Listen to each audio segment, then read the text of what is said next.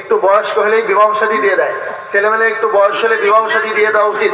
আর না হলে এই অবৈধভাবে চ্যাটিং করে রাত্রে যে সময় নষ্ট করে অবৈধ সম্পর্কের মধ্যে সময় কাটায়, যত রকম গুনাহ কামাইতেছে, এর একটা অংশ পিতামাতারও নিতে হবে। এখন কথা হচ্ছে যে সন্তানকে বিয়ে দিলে এরে খাওয়াবে কে? ওই তো পড়ালেখা করে। হ্যাঁ, ও পড়ালেখা করবে। আপনার যদি একটা মেয়ে থাকতো, আপনি তাকে খাওয়াইতেন না? তাকে লালন পালন করতেন না? এখন ছেলের বউয়ের দায়িত্ব নেওয়াই ভালো হবে না গুনার দায়িত্ব নেওয়া ভালো হবে? বউয়ের দায়িত্ব নেওয়াই ভালো হবে। গুনার দায়িত্ব নেওয়ার চেয়ে এই মেয়েটার দায়িত্ব নেওয়া। যদি শ্বশুর শাশুড়ি পুত্রবধূকে নিজের মেয়ের মতো মনে করে, পুত্রবধূরা যদি শ্বশুর শাশুড়িকে নিজের পিতামাতার মতো মনে করে, সংসার জান্নাতের হবে। জান্নাত হবে কিনা? নিজের মেয়ে অলসতা করে, সকালবেলা মা বলে যে একটু চাউলটা ধুয়ে দে, রান্না উঠায় দে, উঠে 3বার বলার পরে ওঠে না। মা কি রাগ করে? যখন দেখে উঠে না, মেয়ে উঠে না, নিজেই ঝাড়ু দেয়, নিজেই রান্না করে। বেটার বউ যখন একবার বলার পরে না উঠে, এলাকা শুদ্ধ তার দুর্নাম করে বেড়ানো হয়, ঠিক না?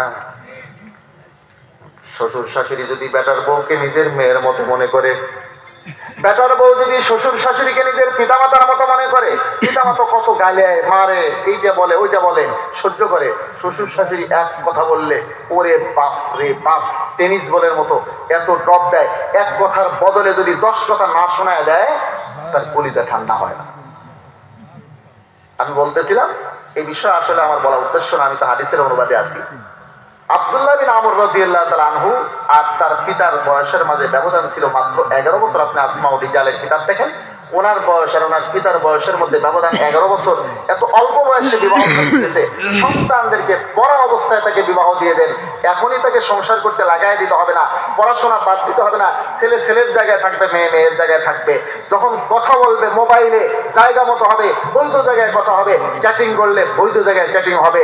আপনার আর আমার গুনার ভাগ নিতে হবে না। মুসলমান ভাইরা আমার, এই আব্দুল্লাহ বিন আমর রাদিয়াল্লাহু তাআলা আনহু থেকে বর্ণিত। তো উনি একটু বুজুর্গ টাইপের মানুষ ছিলেন। কেমন বুজুর্গ জানেন? ওনাকে বিবাহ দিয়েছেন ওনার পিতা। বিবাহ দেওয়ার পরে জিজ্ঞাসা করছেন আল্লাহ রাসূল সাল্লাল্লাহু হযরত আব্দুল্লাহ বিন আমর রাদিয়াল্লাহু তাআলা আনহুর পিতা আমর রাদিয়াল্লাহু তাআলা আমর ইবনে আস জিজ্ঞাসা করছেন আব্দুল্লাহকে বিবাহ দেওয়ার পরে ওনার বেটার বউকে জিজ্ঞেস করছে, বেটার বউকে জিজ্ঞেস করছে যে আমার ছেলে কেমন, আব্দুল্লাহ কেমন?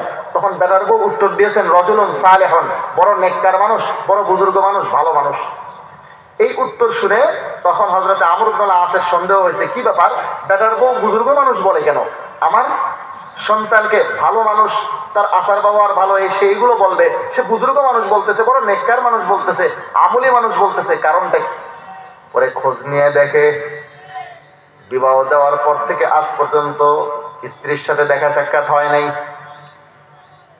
আল্লাহর নবীর কাছে তিনি আরজ করলেন হযরত আমর ইবনে আস, ইয়া রাসূলুল্লাহ, আমার ছেলেকে তো বিবাহ দিলাম, বেটার বউকে জিজ্ঞাসা করি আমার ছেলে কেমন? তো বেটার বউ বলে খুব ভালো মানুষ, নেককার মানুষ, বুজুর্গ মানুষ। আমার তো মনে হয় হুজুর বেটার বউর সাথে আজ পর্যন্ত বাসরই হয়নি, সাক্ষাৎই হয় নাই তার সাথে।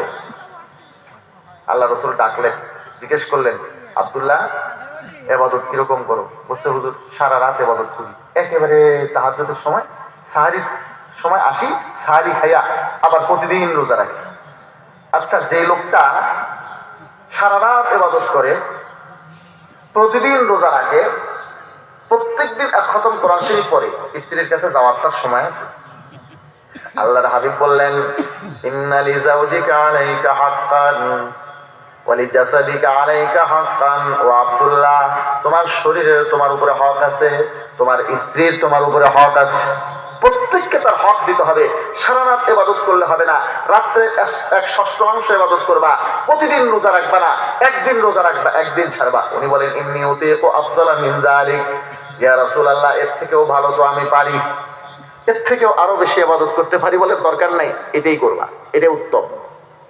ইনি যেহেতু একটু বুজুর্গ টাইপের মানুষ ছিলেন, পড়ানোর সুযোগ কম হতো, ছাত্রদেরকে পড়াইতে পারতেন কম। আর আব্দুল্লাহ বিন আমর, হযরতে আবু হুরায়রা রাদিয়াল্লাহু তাআলা আনহু, উনি সারাদিন সবক পড়াইতেন, হাদিস শুনাইতেন। এজন্য হযরতে আবু হুরায়রার বর্ণিত হাদিসের সংখ্যা বেশি। আর আব্দুল্লাহ বিন আমর বেশি হাদিস জানলেও উনি যেহেতু ইবাদত নিয়ে মগ্ন থাকতেন, বুজুর্গ নিয়ে মগ্ন থাকতেন, জিকির, আজকার, তাসবিহ, তাহলিল, তেলাওয়াত, এই সমস্ত ইবাদত বন্দেগীতে মগ্ন থাকার কারণে ওনার সবক পড়ানোর সময় কম হতো, হাদিস পড়ানোর সময় কম হতো। এজন্য